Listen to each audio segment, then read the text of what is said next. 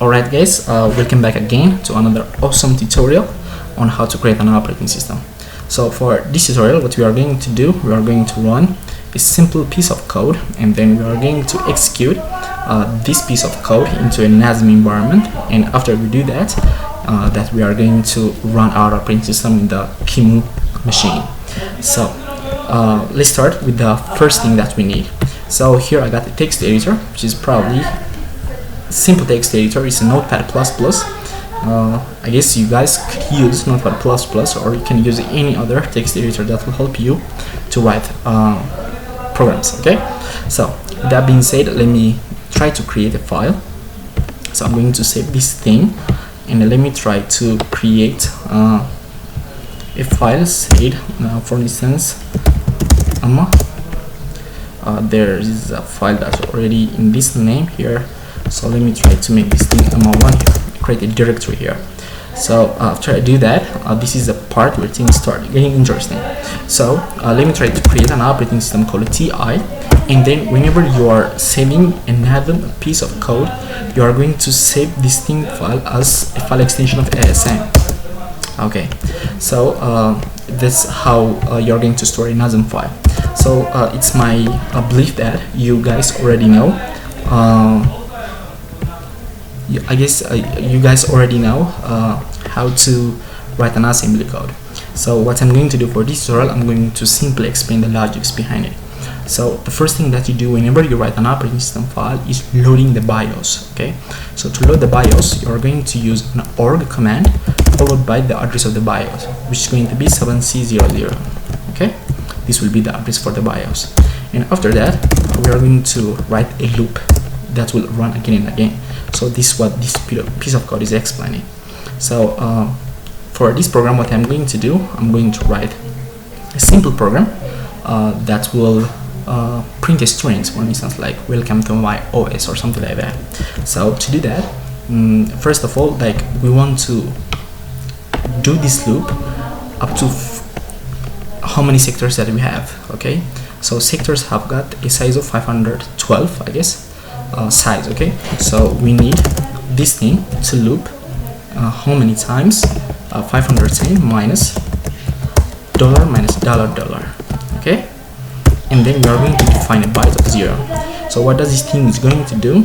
Since our hard disk or any device which is attached into our CPU or a memory need to have an address, so this thing is going to go to everything sector by sector. Okay, so after we do that, we need to define a word which will be the last piece of magic number that will help us to show the end of one sector, which is going to be 0 times AA55. Okay, so with that being said, we can run our program here. So whenever you write any operating system, you're supposed to have this piece of codes here. So after we do that, let's try to create a variable that will hold the value that we want to print. So let's call this variable maybe Yanni here, and then I'm going to define a byte that say, for instance, like welcome to my OS. Okay, then I'm going to show the end of this string to be 0. So whenever I'm making a loop, whenever it hits 0, it means it will show us that we have reached the end. So the first thing that we need is we need one register that will hold this value. Okay, that will hold this variable here. So let's call this register to be bx, and let's give it a value yani. So this bx register will hold a value of yani, which will be this piece of string here. And after that, we need to call a function. So let's try to call a function called a print string. So this is a function that I will create later. Okay, so whenever I'm calling the function before I'm creating it. So let's try to create this function here. So let's call this thing the print string. So whenever you create a function in assembly code, you're supposed to have a colon that will show the body of this function here. So the first activity that we need a register called AH that will initiate a screen interrupt. Okay, so whenever you are using an operating system, that whenever like you want to send something to the hardware, they will communicate in a system in something called an interrupt. Application interact with the operating system using something which is called a system call, and this operating system will send an interrupt signal for the hardware. So the address for this interrupt is 0 times 0e, which will be the value 14. And after we do that, let's try to create another function inside this function called a print loop.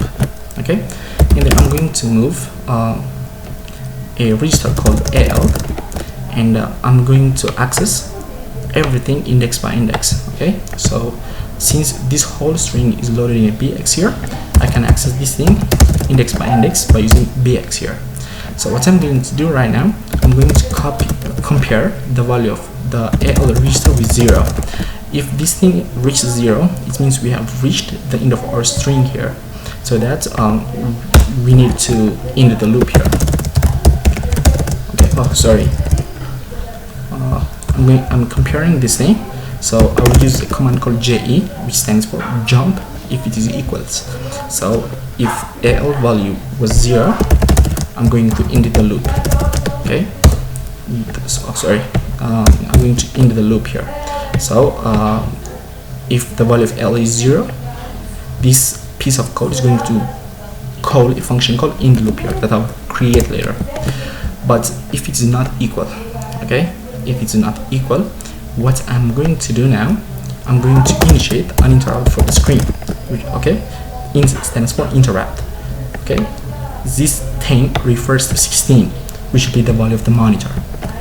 Okay, so after we do that, we are going to add one value to the bh register, so that this thing is going to be incremented until it becomes 0 here.